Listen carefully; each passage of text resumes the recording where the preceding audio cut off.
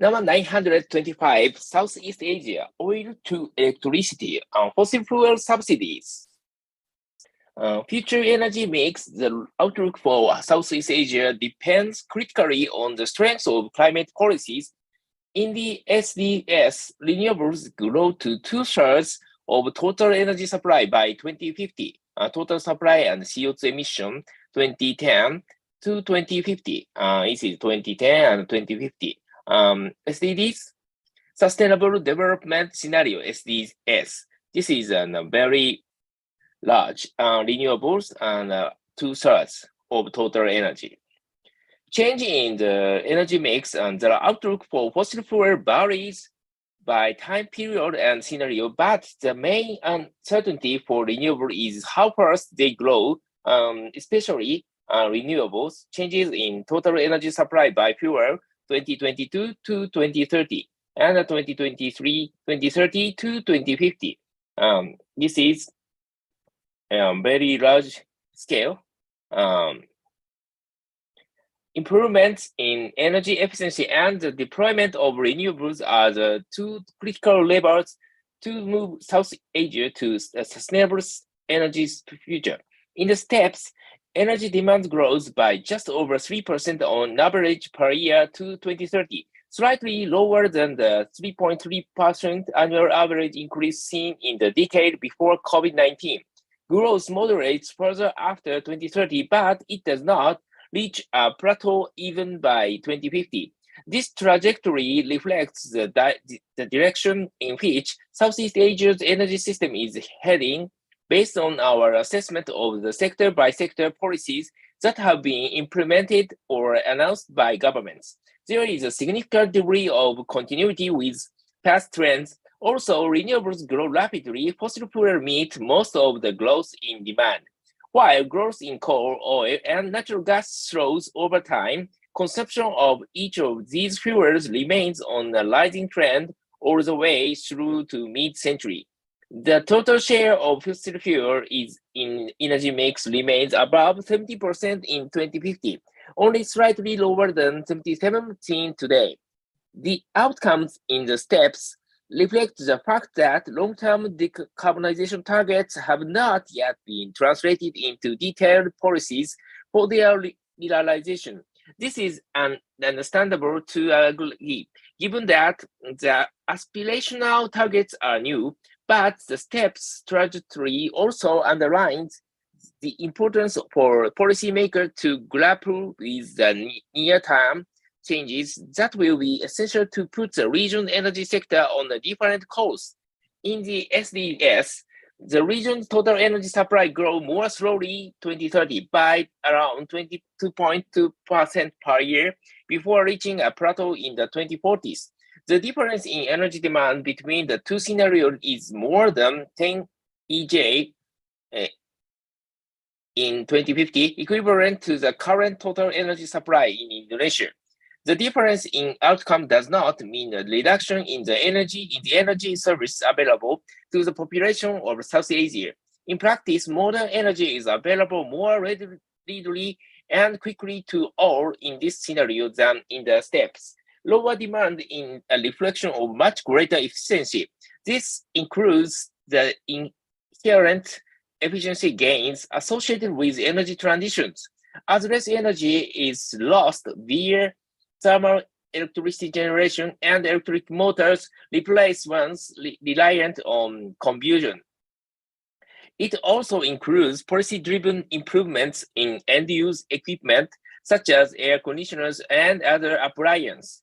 In terms of energy mix in the SDS, there are near-term increases in oil and natural gas demand to 2030, but these are reversed thereafter. Coal demand soon peaks and fall back to the level of 2018 by 2030. The share of fossil fuel in the energy mix declined to around one-third in 2050. In the NZE scenario, the share of fossil fuel decreases to around one-third by 2040. Final energy consumption, all end-use sectors sees increases in both the steps and SDS, but efficiency improvements and fuel switching shape future trend. total final energy consumption by sector and scenario 2020 and 2050. This is electricity is very high, more and more. Electricity use rises strongly in all scenarios in the SDS. Bioenergy and hydrogen expand their roles in meeting demand, especially after 2030, and change in total final energy consumption by fuel and scenario. And this is bioenergy and the renewable heat and the hydrogen. With today's policy settings, oil use for transport and electricity demand for buildings constitute the main addition to final consumption. In the steps, total final consumption in South Asia increases by 40% to 2030, an increase from 19 EJ in 2020 to 27 EJ in 2030, and by 80% in 2050, 35 EJ. Energy consumption for transport sees the largest increase among end-use sectors, more than doubling to 2050, given increased demand for mobility, especially for 2-3-wheelers and passengers car. Policy and infrastructure support for the electrification of mobility is limited, but oil retains its dominance in the transport sector in this scenario. There is an increase in the use of biofuels through to 2050, reaching 0.4 MB per D in 2050. But oil consumption for all types of road transport rises from 2.2 MB today to 4 MB in 2050. Rising demand for air travel leads to the six-fold increase in jet fuel consumption. In industry, energy consumption rises by nearly 40% in 2030 and by 80% in 2050, driven mainly by the region growing light manufacturing sector, automobiles, as well as increased production of iron, steel, and chemicals. Natural gas and electricity serve most of the demand growth. In buildings, rising household incomes translate into higher appliance ownership and demand for cooling, driving up energy demand by 15% in 2030 and 60% in 2050. Almost all this increase is met by electricity, while the traditional use of bioenergy drops by half up to 2050, given improved energy access. In the SDS, stronger efforts to promote efficiency in energy and use limit total final energy consumption to 24 EJ in 2030 and 25 EJ in 2050. In transport, energy consumption is limited to 7 EJ in 2030, and the rise of EVs after 2030 and their higher efficiency means that overall energy consumption in 2050 for all forms of transport is marginally lower than in 2030. By 2050, more than 90% of new car sales are around 10% of trucks are electric. In LGT scenario, already by 2035, there are no new sales of internal combustion engine ICE cars and 2-3-wheelers, and 50% of heavy truck sales are electric. Biofuel consumption is around 20% higher in 2050 than in steps. And hydrogen makes significant inroads in the sector, providing 4% of demand for the sector in 2050. In industry, coal to gas and oil to gas switching plays an important role in reducing emissions from the sector to 2030. Higher recycling rates and more stringent efficiency standards for equipment halve the energy intensity of industry from today's level. As a ratio of gross value added by 2050, supported by a structural change of economy toward less energy incentive-light industries. Energy demand in 2050 is around 20% lower than in the steps. In building more stringent energy performance standards, particularly for cooling equipment, are the key lever to limit energy consumption and emissions. By 2050, energy use in buildings is about a third lower in the SDS than in the steps. Coupled with the phasing out of traditional use of bioenergy in cooking, The rapid growth of electricity boosts its shares in the building sector's final energy consumption to 70% in 2030 from just above 40% today. Universal energy access, major improvements in recent years told due to the pandemic, a sharp acceleration is needed to achieve universal access by 2030. Energy access in South Asia in the stated policy scenario and sustainable development scenario. This is sustainable development scenario. Share of people gain access by technology by 2030. Many people is a standalone. Access to electricity for most of Southeast Asia is within reach, but access to clean cooking fuels remains a key challenge. Update IEA estimates suggest that 5% of the population in South Asia, around 33 million people, do not have access to electricity today. The number of people without access fell by 50 million people between 2015 and 2019, but progress told in 2020 and 2021. The pandemic slowed the growth in new connections and weakened the ability of households to pay for electricity. Despite the setbacks of the pandemic, most countries in Southeast Asia achieve near universal access to electricity by 2030 in the steps. This requires connecting just over 3 million people every year. Nonetheless, there would be 1.3 million people, mostly in rural settlements in remote areas in Cambodia and Myanmar, who do not have access to reliable and affordable electricity by 2030.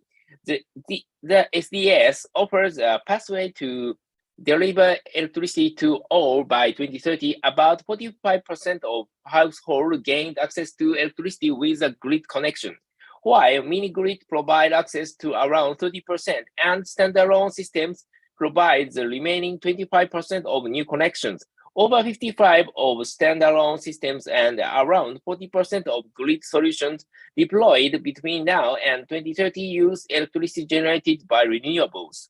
The most appropriate route depends on local resource ability and factors such as population density and distance from the existing grid. Where grid extension is very expensive or where there is high reliance on costly diesel-based options, foreign costs for renewable are opening new doors for cost-effective access.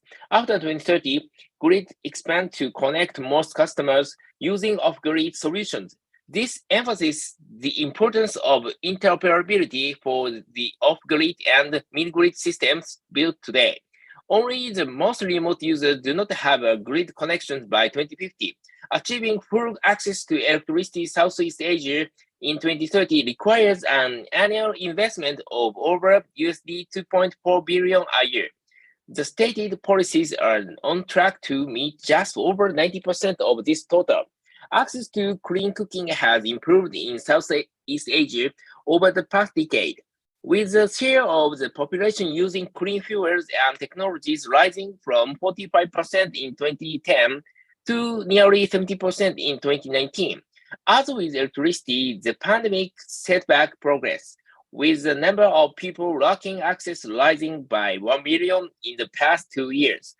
To reach full access to clean cooking by 2030, more than 23 million people each year need to gain access, meaning double the pace of new connections recorded prior to the pandemic. This does not happen in the steppes, in which some 170 million people in the region cook with the traditional use of biomass, coal, and kerosene in 2030. In the SDS, universal access to clean cooking is achieved by 2030. In total, around 200 million people gain access via liquefied petroleum gas (LPG) or improved biomass stoves, while biogas or electric stoves provide for the remaining 15 million people. Around $360 million annual spending through to 2030 is required to achieve this. These policies stated by the government deliver less than a quarter of this investment. even though it is less than 0.2% of total energy investment to 2030 in South Asia in the SDS. Fossil fuel subsidies. In the absence of major reforms, these subsidies are set to increase alongside higher oil and gas prices, bringing significant fiscal risk. Fossil fuel subsidies in South Asia and oil price 2010 to 2020. This is oil. Reforming fossil fuel subsidies can go hand in hand with providing clean and affordable energy access for all. The countries of South Asia have made some progress in phasing out fossil fuel subsidies, but this process is far from complete. Seeing it through is essential to spur more sustainable consumption and investment decisions. Moreover, the structure of fossil fuel subsidies in many parts of the region means that benefits accrue mainly to wealthier segments of the population who use more of the subsidized fuel rather than to the poorest. At COP26 in November 2022, the Glasgow Climate Pact reaffirmed the goal to accelerate efforts towards the phase out of inefficient fossil fuel subsidies. The IEA has measuring fossil fuel subsidies in a systematic way for more than a decade. In Southeast Asia, these subsidies were estimated to average USD 32 billion in total between 2010 and 2020. Most of the largest change in the level of subsidies over this period were associated with changes in internal fossil fuel prices. For example, the total level of fossil fuel subsidies in 2020 was the lowest since 2010, but this was due to the very low crude prices in 2020 and with a strong rebound in crude oil prices in 2021 and 2022. Subsidies are also likely to soar.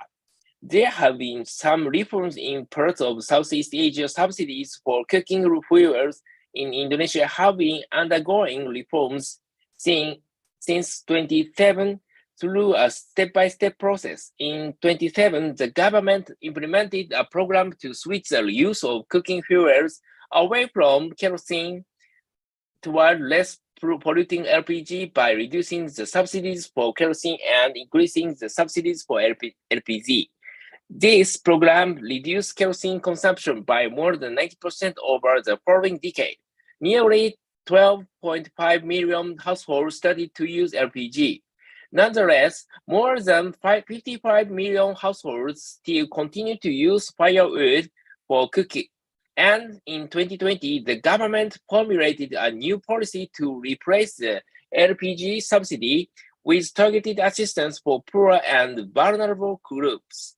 This program includes providing a direct transfer to the account of eligible households, micro-businesses, fishers, and farmers.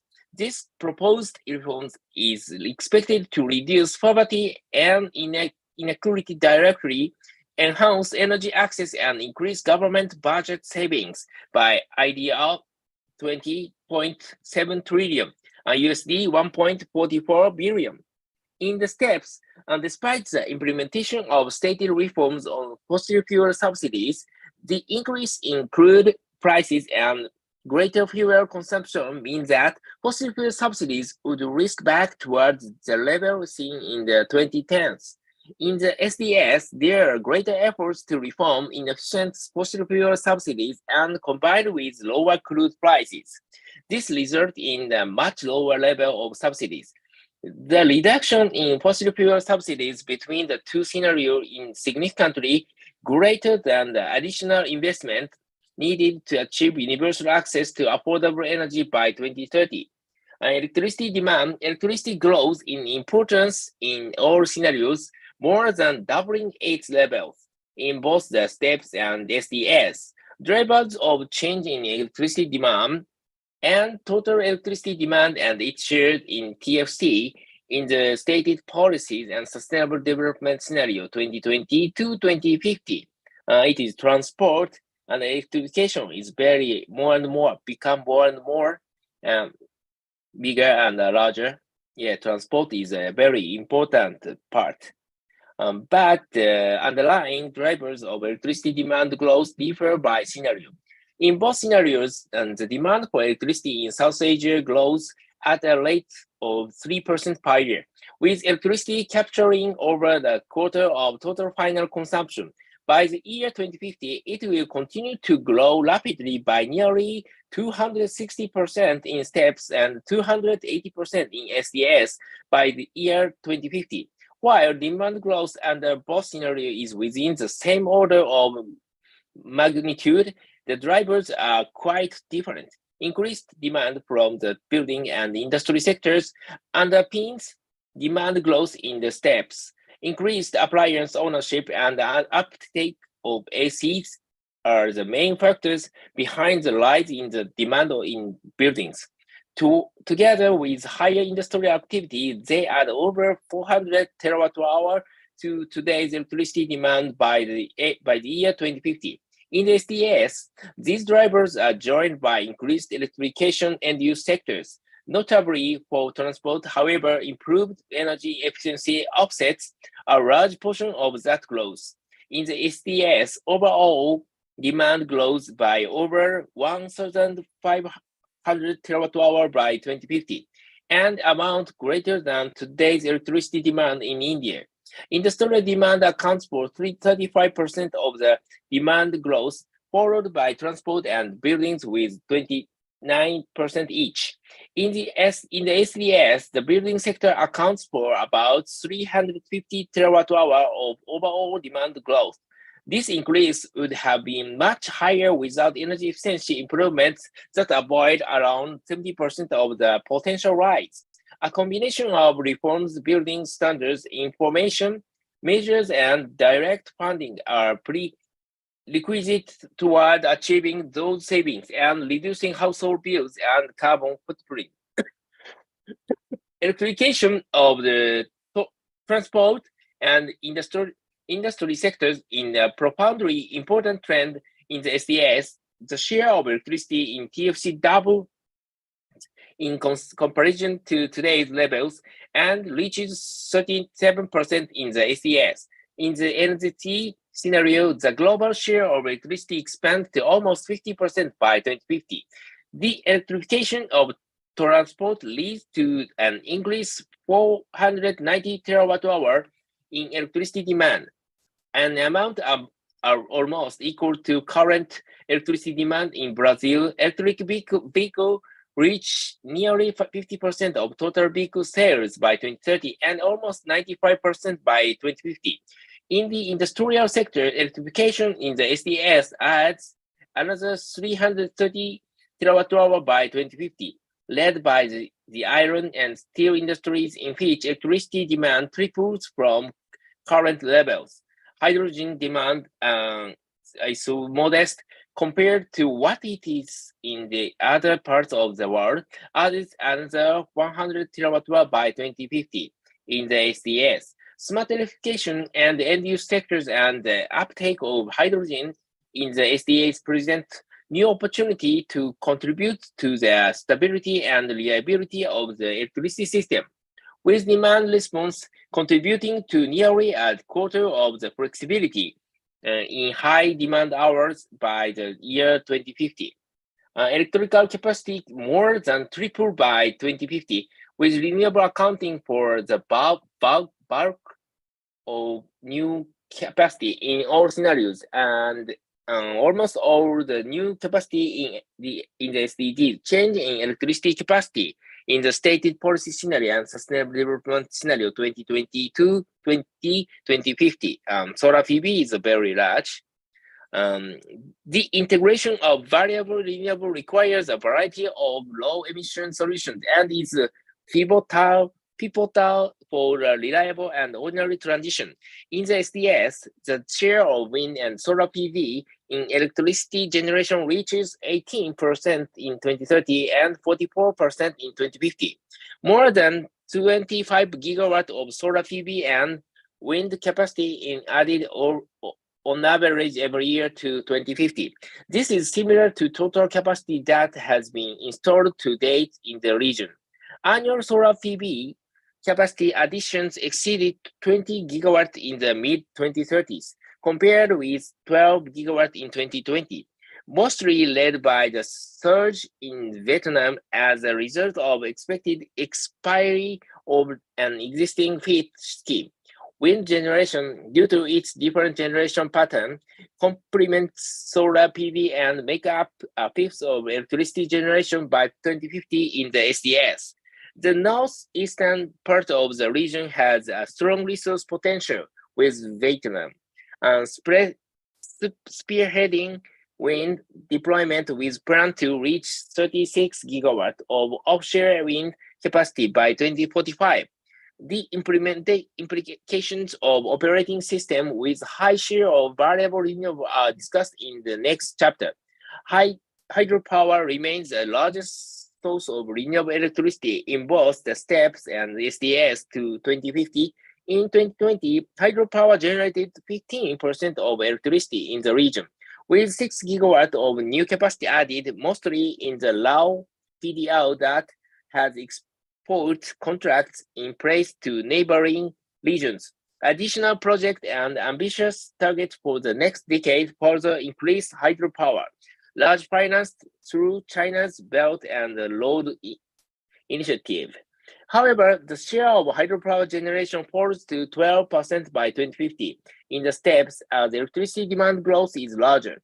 In the SDS, hydropower gathered momentum with its share rising to 26% by 2050. Such an increase requires a nearly fivefold increase in hydropower capacity by 2050. Other energy sources such as geothermal and bioenergy are abundant in part of South Asia, but their deployment has been slower. The share of geothermal and bioenergy generation is currently about 6% and increased to about 8%. But by 2050 in the steps and 16% in the SDAs. Stronger policy support to those sources would be required to further tap their potential, as well as controlling social and environmental impacts. The countries of Southeast Asia are well placed to integrate large shares of variable renewables due to rich hydro resources potential. However, geography and network bottlenecks require supplemental low-emission solutions, as well as a supporting regulatory framework. In the SDS, 54 gigawatt of coal plants co-fired with ammonia or refitted with CCUS provide reserve and stability services. Storage, networks, and demand response are also key to tap more than the variable renewables potential. In the SDS, 45 gigawatt of battery storage capacity is in operation by 2050, which alongside tripling the length of the electricity network, provides the condition necessary to integrate large share of variable renewables. Enhanced interconnectivity between the countries enables them to take advantage of the diverse renewables dispersed across the region and bring substantial benefits as explored in the next chapter. In addition, demand response could provide up to a quarter of flexibility needs, helping to shift demand to period from the output of variable renewable in high and away from it when it is low. In the SDS, stronger fuel economy standards, the uptake of electric vehicle and policies to tackle practice waste bend the oil demand curve down after 2030. While recent high crude oil prices have cast a shadow of uncertainty, the global market is stabilized in the steps and oil demand in Southeast Asia continues to grow rapidly to 2030. Oil use rises by 40% to 6.6 by 2030, a rate of increase that is exceeded only by India and Africa, primarily due to transport demand. A combination of rapidly growing conventional vehicle sales across all vehicle types, passengers, cars, trucks, and 2-3-wheelers, and relatively limited penetration of electric car sales, around 6% in 2030, makes road transport the largest contributor to oil demand growth. The lack of widespread fuel efficiency standards for vehicles also poses upward pressure on oil demand. Rising demand for petrochemical feedstock is another major force, especially for naphtha, as the region's stream cracking facilities are mostly configured to process this product. In the SDS, oil demand continues to increase by 20% through to 2030, but stronger fuel efficiency standards, electrification, and expanded mass transit infrastructure begin to dampen oil demand growth. After that, sales of electric cars begin to outpace the sale of conventional cars from around 2030. The share of electric cars in the number of cars on the road reaches 75% by 2050, and this cut oil demand that year by 0.8, including electric 2-3-wheelers. The average fuel economy of road vehicle in 2050 in around half the level in the steppes, curbing demand by an additional 0.5 in 2050. There is also a growing role for electric trucks, initially for light-duty segments and buses. In the SDS, 1 in 3 trucks sold in the region in 2050 is electric. In the NZ scenario, half of heavy truck sales globally are electric in 2035. The improvement in fuel efficiency and the uptake of biofuel also play a major role in displacing oil use in trucks. As a result, road transport becomes a major factor in putting the overall oil demand trajectory on a downward path, with demand declining by 1.7 between 2030 and 2050. Oil demand for petrochemicals stays flat after 2030 in the SDS, helped by effective and widespread plastic collection and recycling policies. It is estimated that some 75% of the material value of plastics is being lost today, resulting in USD 6 billion of wasted economic opportunity every year. The region also suffers from large quantities of plastic waste ending up in the ocean. In 2021, countries in Southeast Asia adopted a joint action plan to phase out single-use plastics and harmonize policies on recycling and packaging standards. The implementation of these plans links in the growth of oil demand for petrochemical in this